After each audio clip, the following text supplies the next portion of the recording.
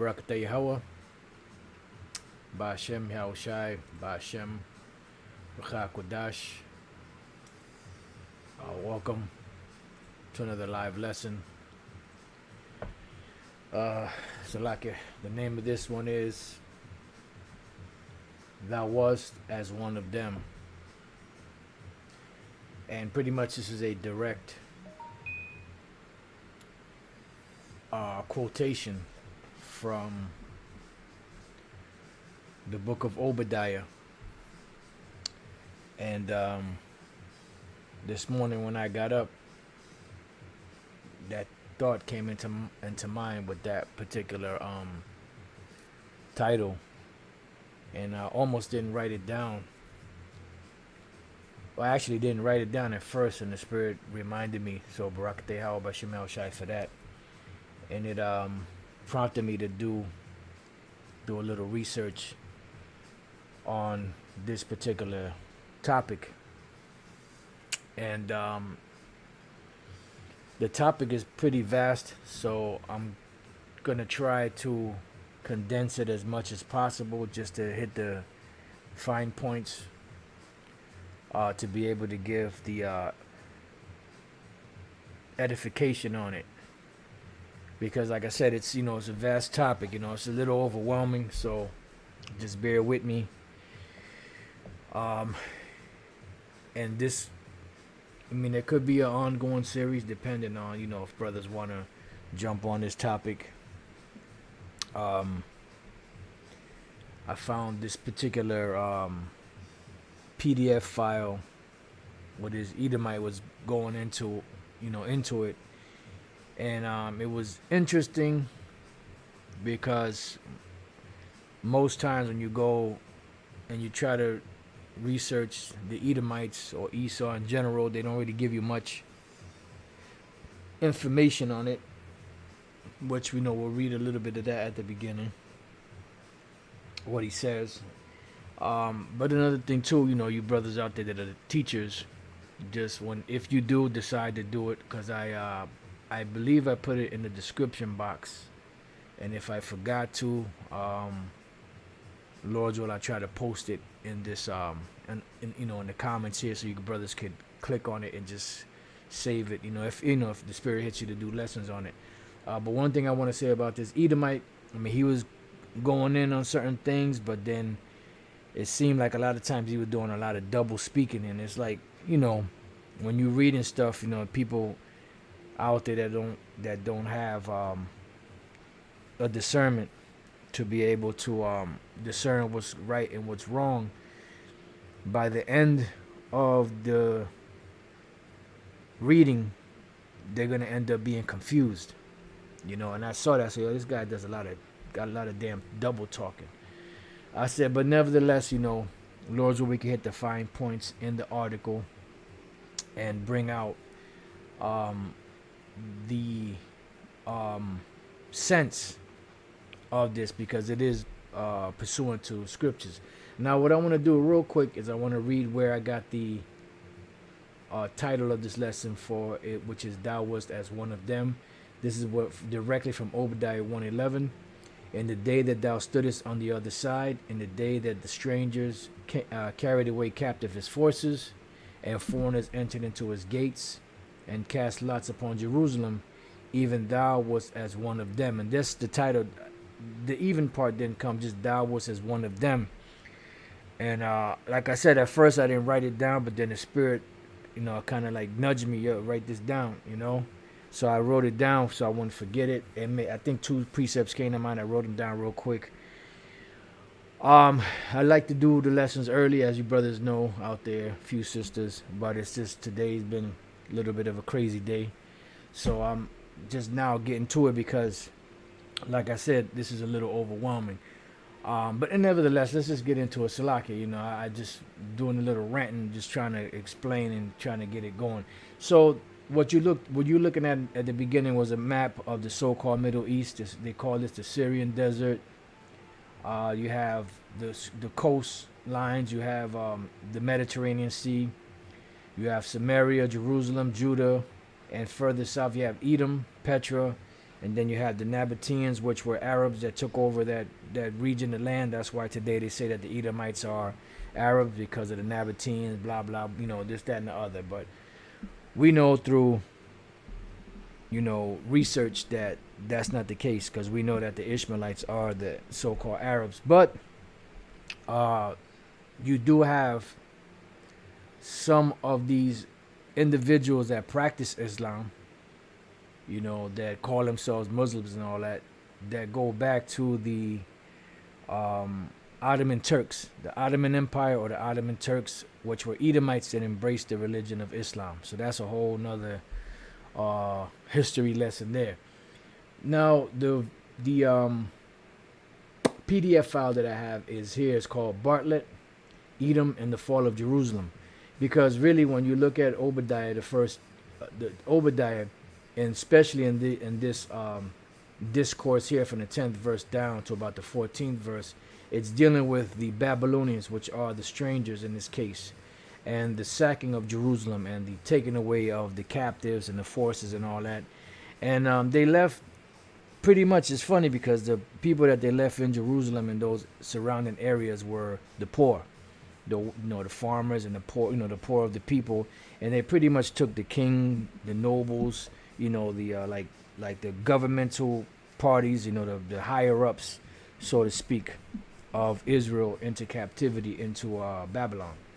All right, so I'm going to read a little bit of this, try to get through some of it, and see, we can go. But before I read this, let's go to the very top, because I wanted to point out something real quick up here.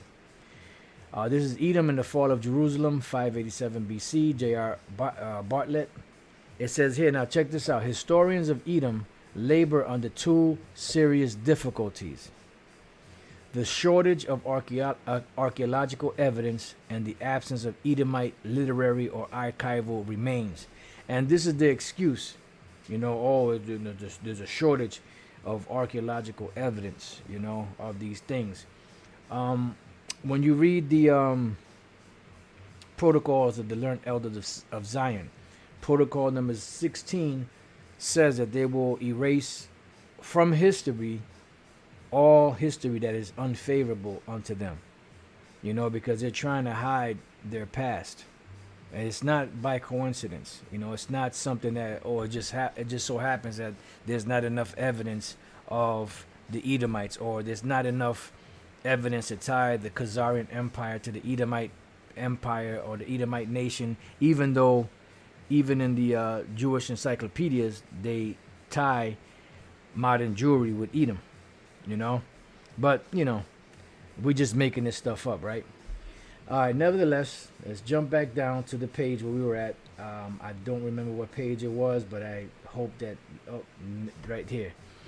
So here it says, it is time to turn to Edom's behavior and the events surrounding 587 BC.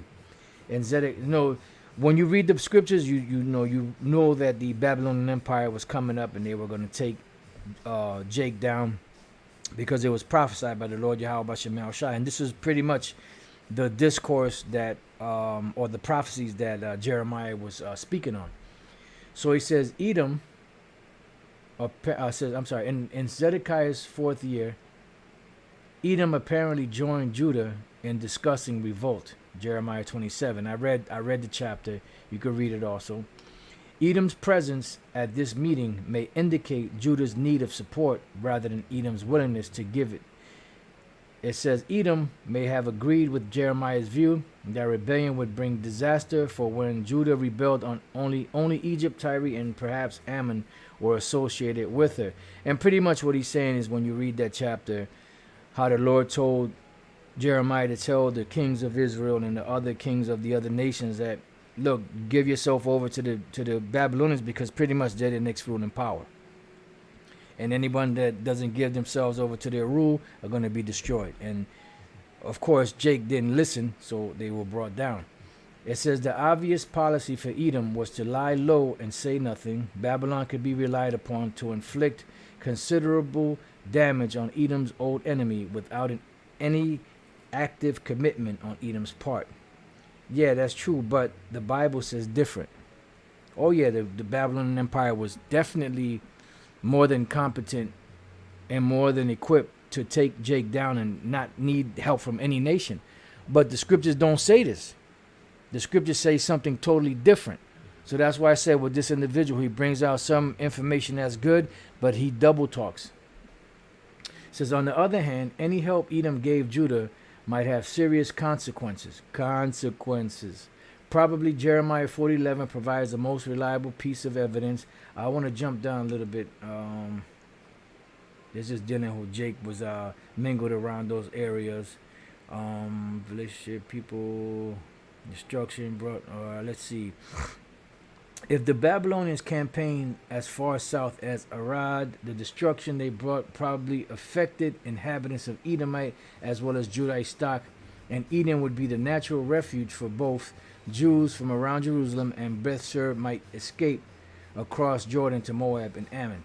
That's not the point. The point is that although some Edomites may have got caught up in there, which the scriptures don't really say that, but the point is that the Lord said that the Babylonians were gonna come in, we're gonna take Jake down, and Esau was gonna help the Babylonians. All right. See, we know what it is with these devils. They try to find hard evidence in history to try to, because they don't believe the Bible. Only time they believe the Bible is actually when, there's historical evidence, archaeological evidence that ties what the scriptures say to make it real in their minds, because they're not a spiritual people. And that's what they try to do. So because there's, according to them, not enough evidence of Edom and these different events, it probably more than likely didn't really happen. That's what the scriptures say, that they are forgers of lies.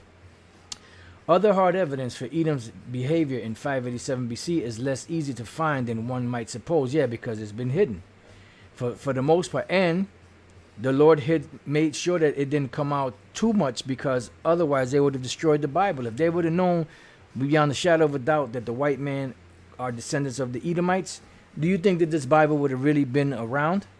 They would have burnt this Bible long ago. It says most of the passages usually quoted picture Edom's attitude rather than her actions. No, it did not picture Edom. It pictured Edom's attitude, but it also pictured their doings. That's why I said this guy does a lot of goddamn double talking. It says, and behind these complaints lies the communal memory of Edom's past enmity as much as any precise knowledge of present or recent wickedness. No, it doesn't. It gives both. I'm pretty sure you brothers are following along with this, that this guy is saying that there's really not much evidence as to what they're really doing, as what they've really done, as much as their attitude. No. The scriptures tell us what these devils have done. They've shed blood. They did this. They helped the Babylonians. What more do you need? Then it goes on to say Lamentations 4:21, for example, says nothing precise. Okay, well, let's see if it doesn't say nothing precise. This was actually supposed to be later on in the text, because I actually wanted to get to Obadiah first before we got to this. But you know what? Let's just stop right there. And let's go to Obadiah. Let's read Obadiah. Let's see if it doesn't say specific things that the Edomites did. All right? Because now I'm starting to get mad, Obadiah 1:10. For thy violence. Now, is that an idea? Did it say because Esau was thinking about committing violence against Jake, against Judah? No, it says for thy violence against thy brother Jacob. Shame shall cover thee, and thou shalt be cut off forever. So what is this guy speaking about, that there's no direct evidence of anything that they actually did? It was violence. And what was the violence? Right here. In the day that thou stoodest on the other side, in the day that strangers carried away captive her forces. Who were the strangers? The strangers were those Babylonians and their armies that came in to destroy Jake. It says, and foreigners entered into her gates, because they burnt down, they burnt the city, they burnt the temples, they burnt the books of the law also. This is why Ezra, in the book of 2nd Ezra, spoke about Lord, there's no record. So what the people now? Yeah, I can tell them, but what about in the future? So that's what the Lord had Ezra to pen down what he had to pen down. It says, and now listen. So these Edomites that committed violence, that helped these Babylonians that carried away our forces, and foreigners entered into his gates and cast lots upon Jerusalem, even thou wasest one of them. So you were helping. So what the hell is this guy talking about? It's not an idea. It was an act. They were actually involved. It says, for thy violence against thy brother Jacob. Then it says, but thou shouldest not have looked on the day of thy brother, in the day that he became a stranger, neither shouldest thou have rejoiced over the children of Judah in the day of their destruction. Neither shouldest thou have spoken proudly in the day of distress. Thou shouldest not have entered into the gate of my people in the day of their calamity. So they actually came up in there. It says, yea, thou shouldest not have looked on their affliction in the day of their calamity, nor have laid hands on their substance in the day of their calamity. This is why these devils, you got to watch these devils, because they double speak. He's saying that there's no direct link. I mean, they had thoughts and ideas and they rejoiced, but they didn't actually. What did that just say? Thou shouldest not have entered into the gate of my people in the day of their calamity. Yea, thou shouldest not have looked on their affliction in the day of their calamity, nor have laid hands on their substance in the day of their calamity. What is that? Were they fantasizing about doing that? No, the Lord said that they actually laid hands on it. Neither shouldest thou have stood in the crossway to cut off those of his that did escape. And they were physically grabbing our forefathers and giving them over to the Babylonians. Neither shouldest thou have delivered up those of his that did remain in the day of distress. So come on, man. See, this is why you got to watch these devils, because these devils, they speak with a forked tongue. Yep, beautiful. The brother put it up. Zahab 144, Psalms 55:22. The words of his mouth were smoother than butter, but war was in his heart. His words were softer than oil, yet were they drawn swords. And it also says that they are forgers of lies. All right? Now, let's go from there to the book of 1 Ezra, which is an account of what took place. 1 Ezra's 1 and 40. 1 Ezra's 4 and 20 and 43. Now this is after because the king, right? Darius, I believe it was Darius. He went to sleep and he woke up in the middle of the night, if I'm not mistaken. And you had three guards that were watching over the king while he was sleeping, that nobody came and tried to assassinate him. There were two guards, and one of the guards happened to be Zerubbabel, the governor of Israel. Because remember, some of the men of Israel got into high prominent positions, in these different empires to help Jake, to help our forefathers. So when each man gave the discourse, the first one spoke about wine, the second one spoke about the king, how strong they were. But Zerubbabel spoke about women and how they're strong because they give, they can get away with a lot of different shit and, just different things that happen. But he said, but the strongest of all is the truth. Because he said, the king is wicked, women are wicked, and wine is wicked. But the truth stands above them all. So when they got together and had this discussion among themselves, they said, look, let's see, who can give the greatest oration, and then they'll be clothed in purple or gold or whatever, put a crown on their head, have, whatever, and live good.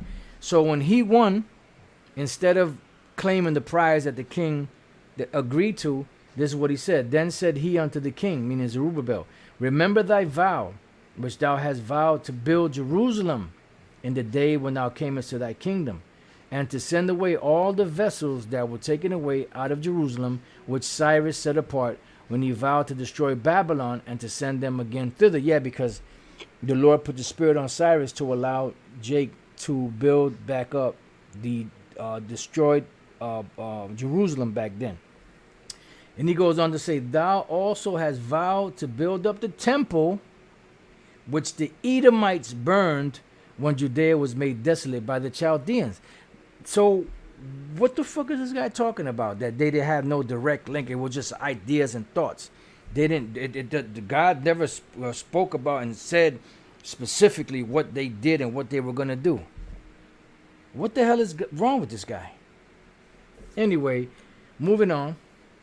Psalms 137 and 7. Remember, O Lord, the children of who? Of Edom, in the day of Jerusalem, who said, race it, even to the foundation thereof. And they were a part of that. Now, what does the word race it mean? Let's go to the Hebrew real quick. Race. It's irah.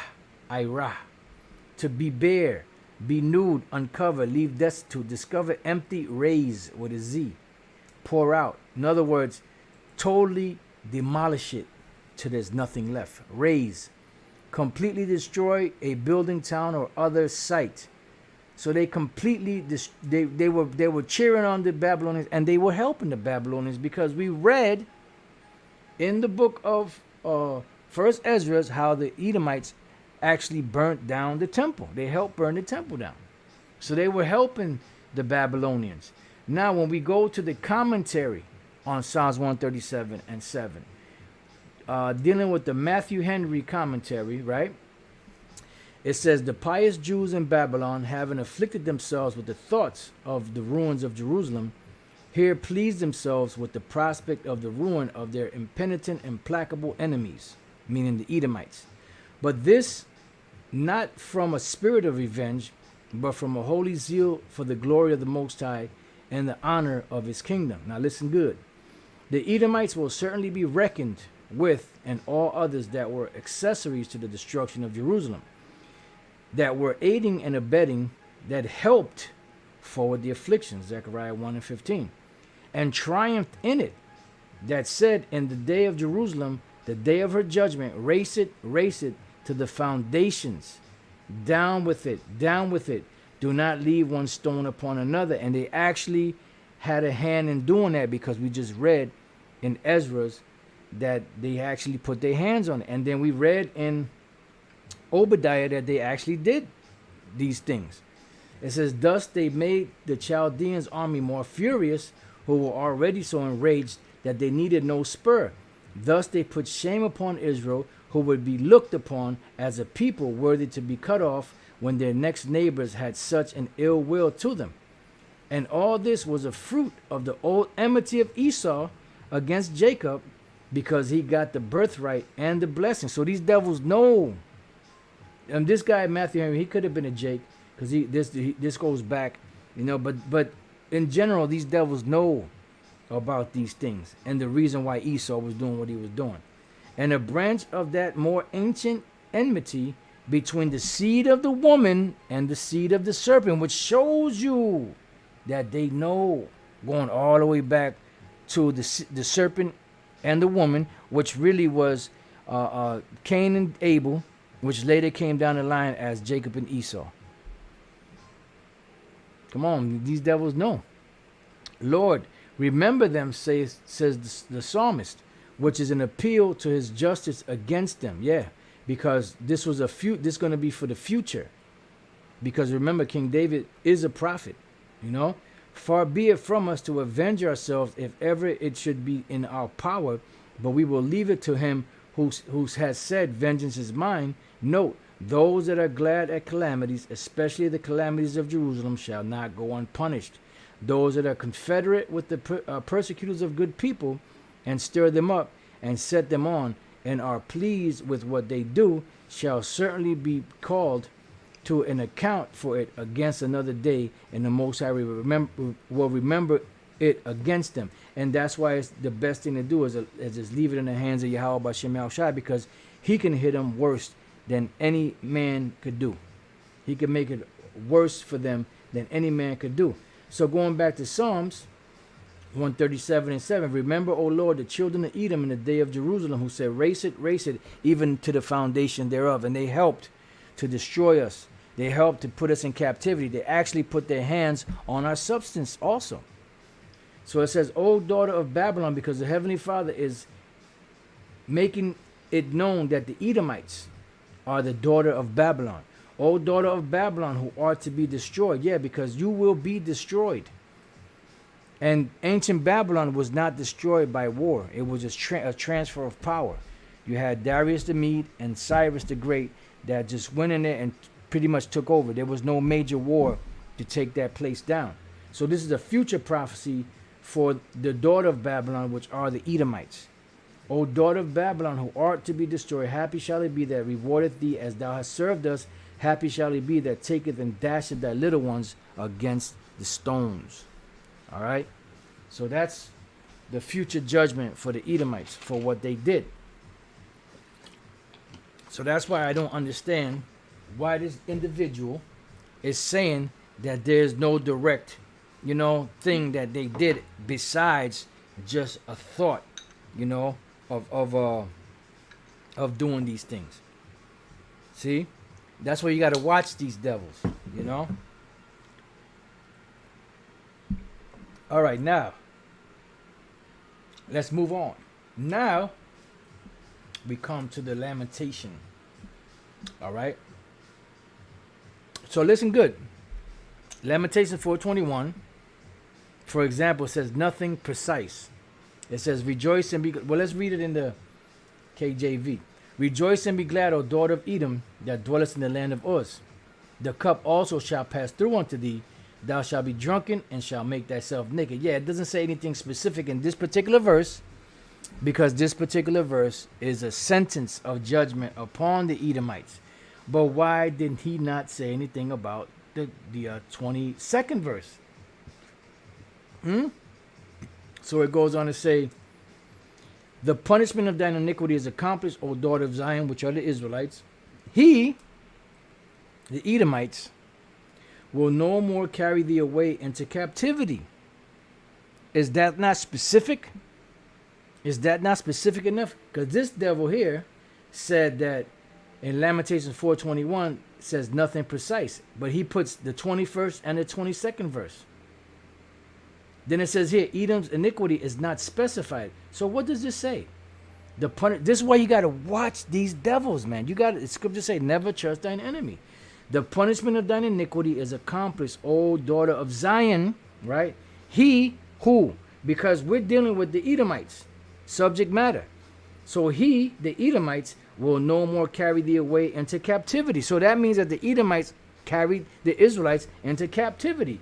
Here this guy said there's Edom's iniquity is not specified. Well, what does it say here? We're going to read it in his language. Rejoice and be glad, O daughter of Edom, dweller in the land of Uz. But to you also the cup shall pass. You shall become drunk and strip yourself bare. The punishment of your iniquity, O daughter of Zion, is accomplished. He, meaning the Edomites, will keep you in exile no longer. But your iniquity, O daughter of Edom, he will punish. He will uncover your sins. So what did it say there? It says he will no more carry thee away into captivity. So they led the children of Israel into captivity. So what is this guy talking about? He will visit thine iniquity, O daughter of Edom. He will discover thy sins. And that's why you see what's going on in this society, that these devils, things that they've done, the Lord is shedding shameful spewing on their glory. I'm not quoting it verbatim, Salakia. All right, now let's go back here. It says Edom's iniquity is not specified. Well, we just read some specifics. It does not appear to be particularly recent. Zion's punishment is done. It doesn't matter if it's recent or not, because this is a prophecy. It's a prophecy. He led the children of Israel into captivity. The Lord said that he that toucheth you toucheth the apple of mine eye. This is the reason why in Isaiah 34, he's going to speak about, it says that the Lord is going to deal with these nations because of the controversy of Zion. The controversy of Zion. What you did to the Lord's people, you're going to have to pay for. Edom's iniquity is not specified. It does not appear. It does not appear to be particularly recent. It don't matter. The law requires that which is past. Zion's punishment is done. Edom is still to come. Similarly, Isaiah 34 lyricizes over the sword which shall descend in judgment upon Edom, but there is no mention of Edom's crime. What more mention do you need? They burnt. Oh, hold up. What does it say here? I mean, am I tripping? Am I bugging? Am I just bugged out, or is this individual bugged out? It says here in 1 Ezra 4:45, thou also hast vowed to build up the temple, which the who? The Edomites burned when Judea was made desolate by the Chaldees. So is that not a crime? So what is this guy talking about? But there is no mention of Edom's crime. I don't get it. Lamentations 4:22. The punishment of thine iniquity is accomplished, O daughter of Zion. He, the Edomites, will no more carry thee away into captivity. So they led him into captivity. So why is this guy saying that there's no, but there is no mention of Edom's crimes? Unless in the case of they that take the sword perish with the sword. No. That's a part of it too. But the point is that we just read that they they burnt down the temple of Jerusalem. They led Israelites captive. They caught Israelites and brought them back to the Babylonians, Chaldeans, so on and so forth. What more do you need? It says, but Edom's reputation for coming out with the sword went back as we have seen for several centuries. Malachi 1:2-5 again reveals that the Lord hated Esau and that Edom will be called the wicked country with whom the Lord is angry forever. But no explanation for this is given. What is wrong with this guy? What is wrong with this guy? The Lord said that these are the people of my curse. He that toucheth you toucheth the apple of my eye. What the hell is wrong with this guy? The situation is not much better with Joel 4:19. There's no Joel 4:19. EVV 3:19. Egypt shall become a desolation and Edom a desolate wilderness. Wait a minute. Oh, all right. This guy is saying that there is no evidence of Esau and the things that he did. Right? And he's quoting scriptures that give you evidence of what they did. Let's go real quick here to Joel and 3:19, which he just quoted. Egypt shall become a desolation. I'm sorry, Egypt shall be a desolation. And Edom, the Edomites, shall be a desolate wilderness. Why? For the violence against the children of Judah, because they have shed innocent blood in their land. I mean, what the fuck is this guy talking about? What is he talking about? Oh, there's no direct. It says here, but there is no mention of Edom's crimes. I mean, am I bugging? You know?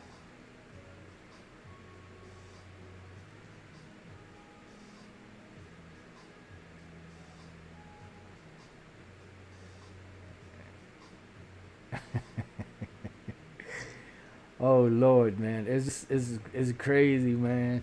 It's crazy. Oh man. So it says the situation is not much better with Joel. They say 4:19 is really 3:19. Wolf emphasizes the part played by tradition in this concluding addition to the book of Joel. Both Edom and Egypt are long-standing arch enemies. Both feature with the catchword desolation.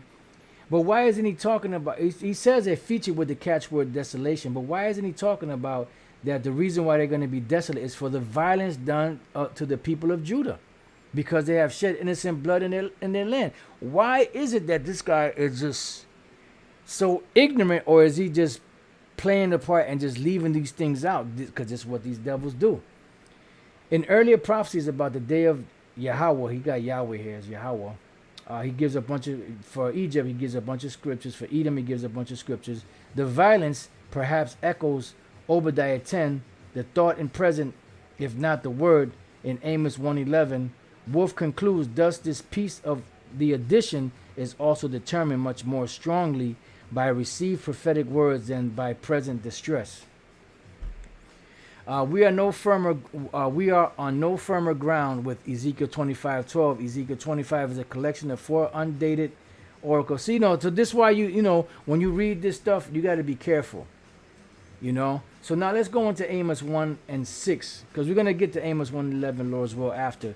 But I want to show you something that I found very interesting. The Spirit just had me run into this, which shows you that these devils know that Esau are the so-called white people today. They know this beyond a shadow of a doubt. It's just the average person out there, and the spin doctors like Vocab, No Class Malone, James White the Edomite, and others of their demonic ilk. All right, let's go here. I just want to show you something. Amos 1 and 6. Thus saith the Lord, for 3 transgressions of Gaza. Now Gaza is a land where the Philistines lived. All right, these are Philistines. Thus saith the Lord, for 3 transgressions of Gaza, and for 4 I will not turn away the punishment thereof, because they carried away captive the whole captivity, to deliver them up to Edom. What captivity is he talking about? Talking about the Israelites. So why is this guy saying that there's no direct evidence of Esau's crimes that they've committed against the nation of Israel? I don't get it, unless he just has an agenda to keep the people stupefied. So what I did was I went to the commentary, because I wanted to see what the commentary said about this. We're going to read a couple more verses.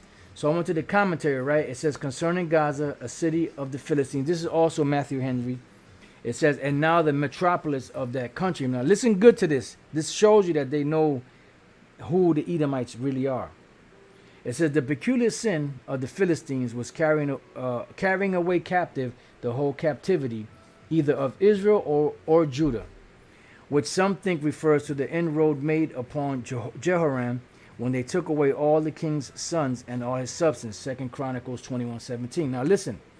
Or perhaps it refers to their seizing those that fled to them for shelter when Sennacherib invaded Judah. And selling them to the Grecians. Joel 3:4-6. Or, as here, to the Edomites. I'm gonna give y'all a second to think about that. Matter of fact, I'm gonna give you longer than a second. I'll be right back. Think about that.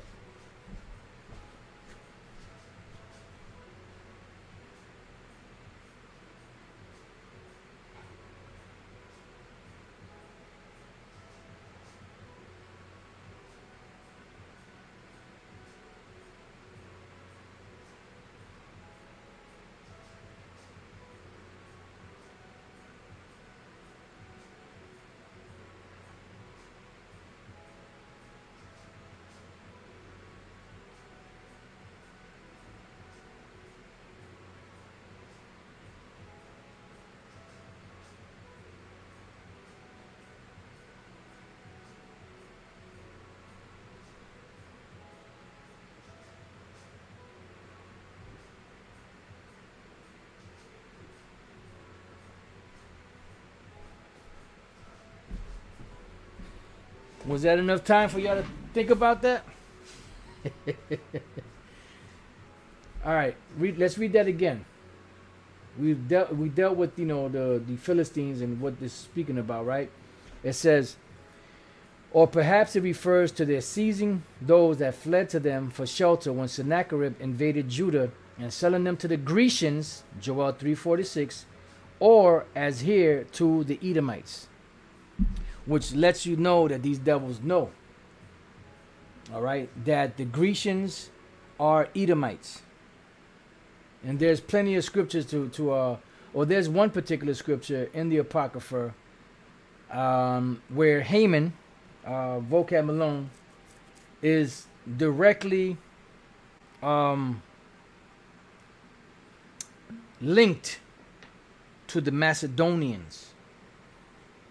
And the Macedonians were, well, you had a group of kings in the Macedonian dynasty, which,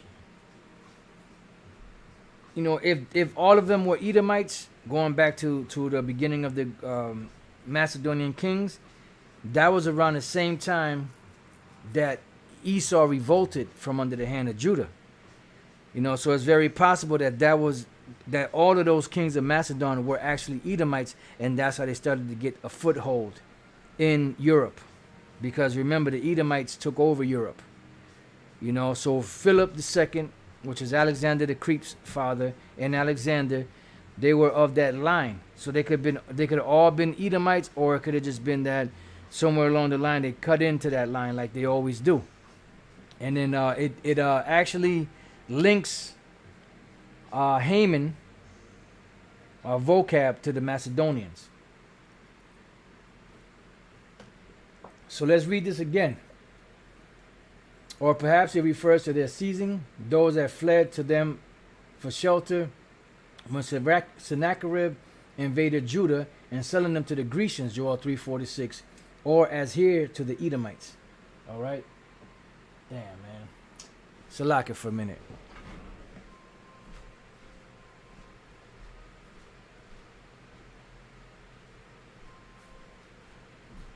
Ah, Lord.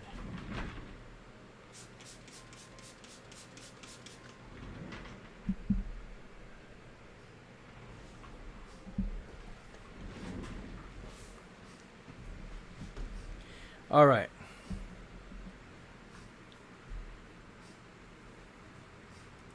Let's see what we got here.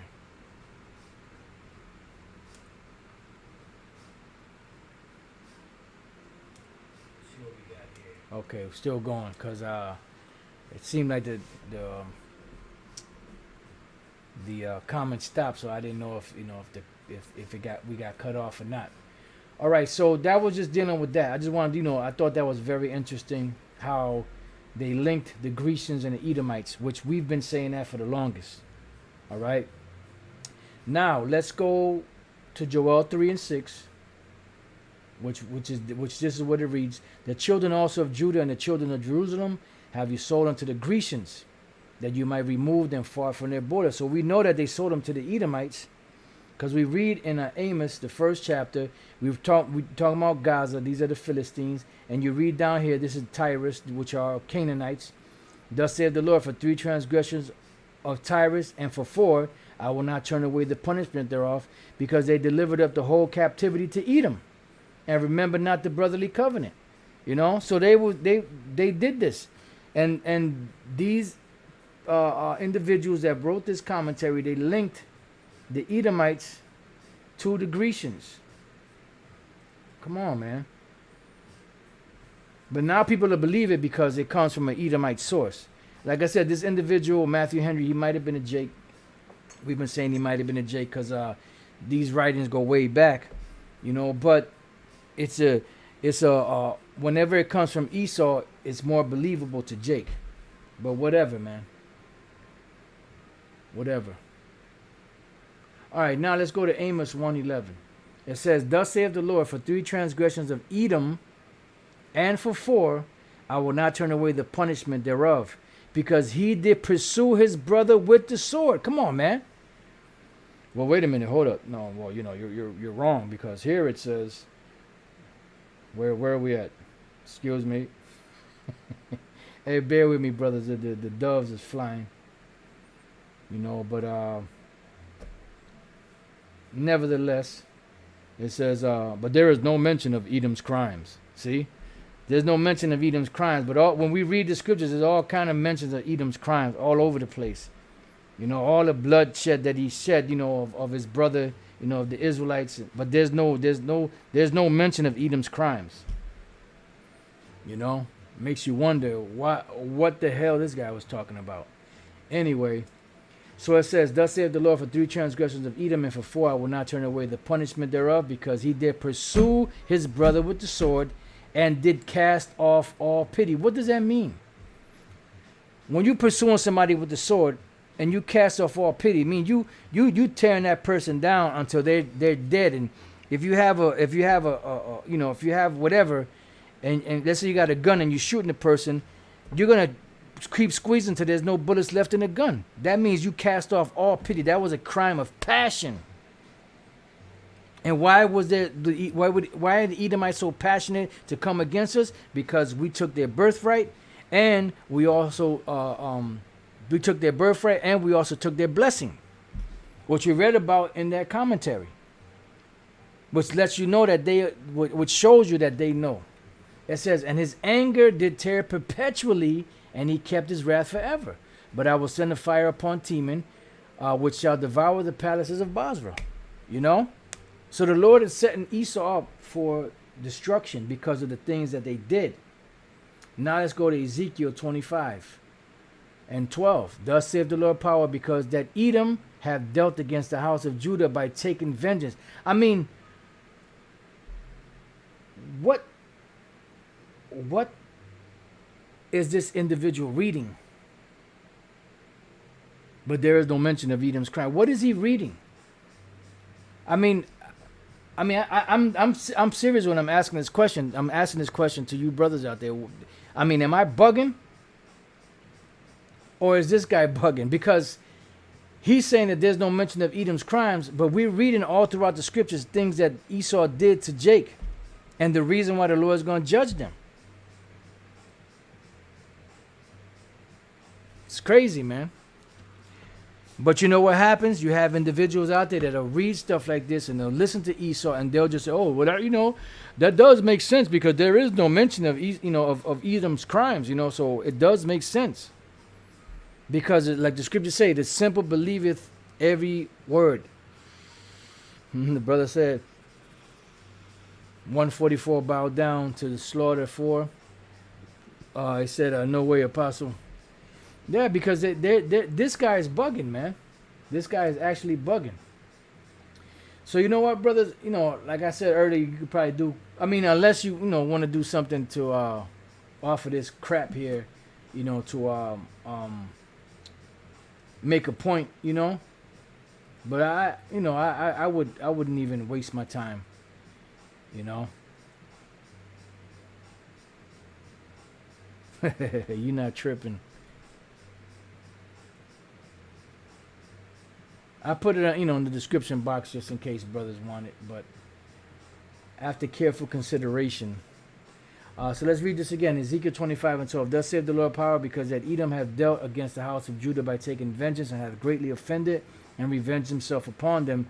Therefore, thus saith the Lord power, I will also stretch out my hand upon Edom, and will cut off man and beast from it, and I will make it desolate from Teman, and they of the Dan shall fall by the sword. And this is all a representation of America today, because these things have not happened yet. That's why in the Zondervan's Bible Dictionary, when we look up the word, I believe it's Edom or Esau. Let me see. Just bear with me 1 second.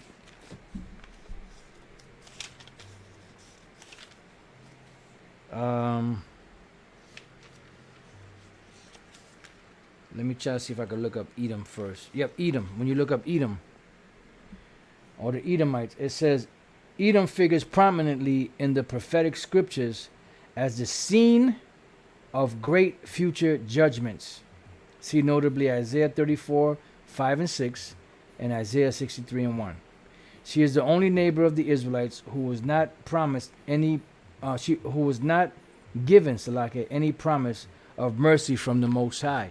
So this is gospel, because that is exactly what's written in the Bible, and these scholars came to that conclusion. That's why David Guzik, when he was confronted with that, he said that that's what it says, the Messiah, when he comes back, he's coming to check, to get Esau. But then he said, but I don't believe that. I don't believe that's going to happen.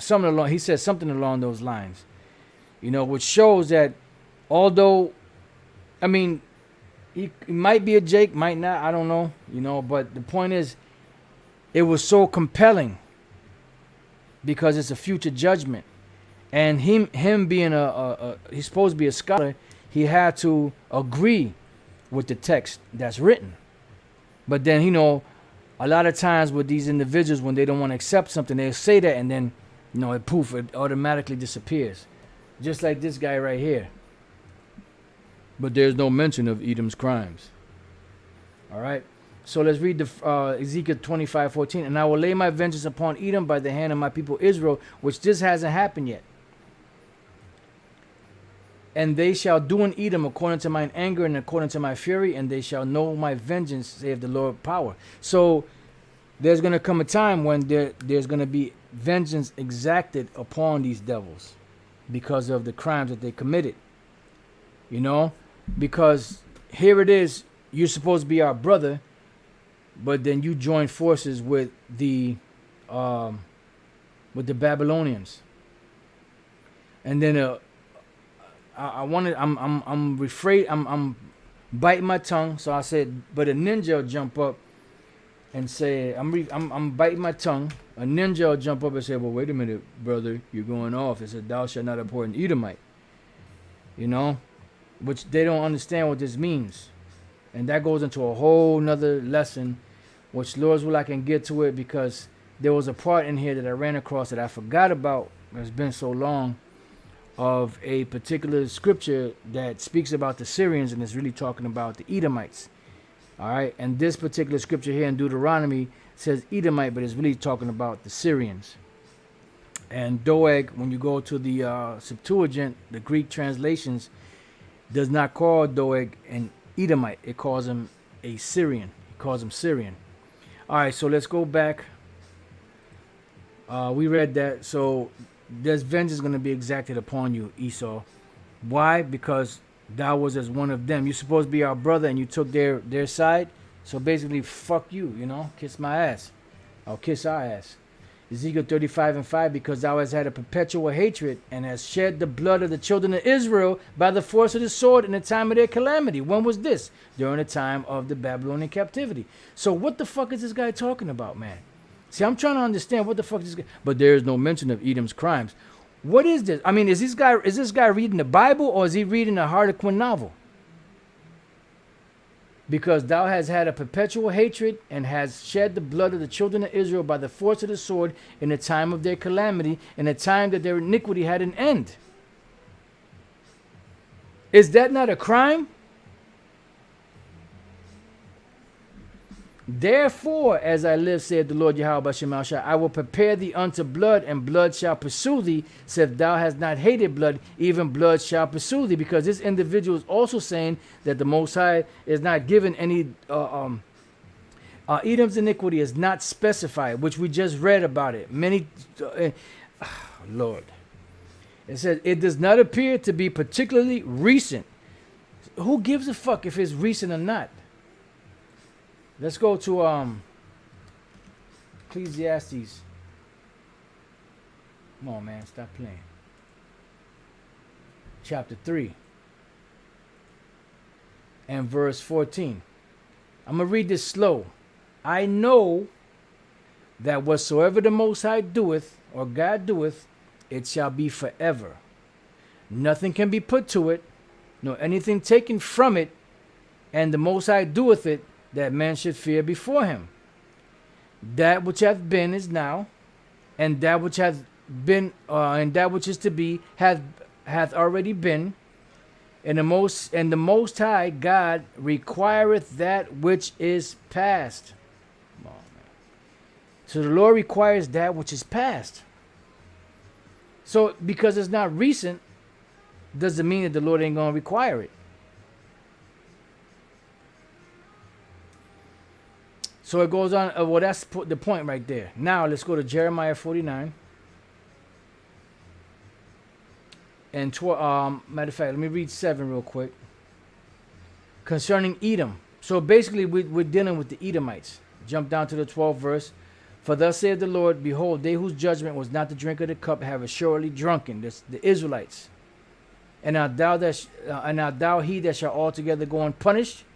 Thou shalt not go unpunished, but thou shalt surely drink of it. And when we read further in the book of Obadiah, verses 15 and 16, it talks about how the nations, including the Edomites, are going to go into captivity. They're going to be as though they had not been. Verse 17, also Edom shall be a desolation. Everyone that goeth by it shall be astonished, and shall hiss at all the plagues thereof. So if this was accomplished, how come people are not going through the land of Petra and the Mount Seir and all of that and being, oh wow, what a destruction that the Lord committed upon this place? Why isn't it a place, like Sodom and Gomorrah and the other neighboring cities, which they can't even really say specifically where these places are at? All right. As in the overthrow of Sodom and Gomorrah and the neighbor cities thereof, saith the Lord, no man shall abide there, neither shall a son of man dwell in it. Because when America is totally destroyed, which is the modern day Edom, Basra, whatever you want to call it, Babylon the Great, there's not going to be anybody left here to dwell there as far as a man is concerned. Only desert creatures and what the scriptures call devils, which are unclean birds and unclean animals, unclean reptiles. Behold, he shall come up like a lion from the swelling of Jordan. Yahushua is coming back to fuck you up, Esau, against the habitation of the strong, because you are the strong. This is why King David said, who will lead me into the strong city? Who will lead me into Edom? Because the Most High gave him such a technology that no one can fuck with Esau, who was able to make war with the beast. But Yahushua and the angels are coming back to fuck you up, man. Yahushua, our big brother, is coming back to fuck you up, man, for what you did to us. But I will suddenly make him run away from her. And who is a man, a chosen man, that I may appoint over her? For who is like me, and who will appoint me the time? And who is that shepherd that will stand before me? Therefore, hear the counsel of the Lord that he hath taken against Edom. This should be another. This should have been another scripture in the list of the Edom figures prominently to be future judgments, something like that. This should have been another scripture that was put in there. And his purpose is that he hath purpose against the inhabitants of Teman, which are the wise men of Esau. Surely the least of the flock, which are the Amalekites, shall draw them out, because they're going to be the ones that's going to get you in such a pickle that you ain't going to be able to get out of it. And you see Babylon the Great, America, the Edomites, that anything that goes down, they quick to go help them out. Why? Because this place has been taken over a long, long time ago. Surely he shall make their habitation desolate with them. The earth is moved at the noise of their fall, at the cry, the noise thereof was heard in the Red Sea. So pretty much when the Lord takes his devil out, the earth is going to be moved. That's why it says, alas, alas, that great city.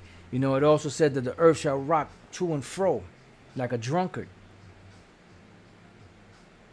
So where's a historical record when the Lord destroyed the Edomites back then that this happened? It didn't happen yet, but it will happen. It says, behold, he shall come up and fly as the eagle and spread his wings over Basra. So Yahushua is coming to kick your ass. And at that day shall the heart of the mighty men, which is your military of Edom, which consequently, Barakatah Yahweh Shemel Shai, I started adding Esau's military into the curses. I wasn't adding it before. I was adding the bankers, the international bankers, the Roman Catholic Church, the Vatican, all these false prophets, false brothers. Now the military of Esau is added into the curses, because they're gonna get jacked up too.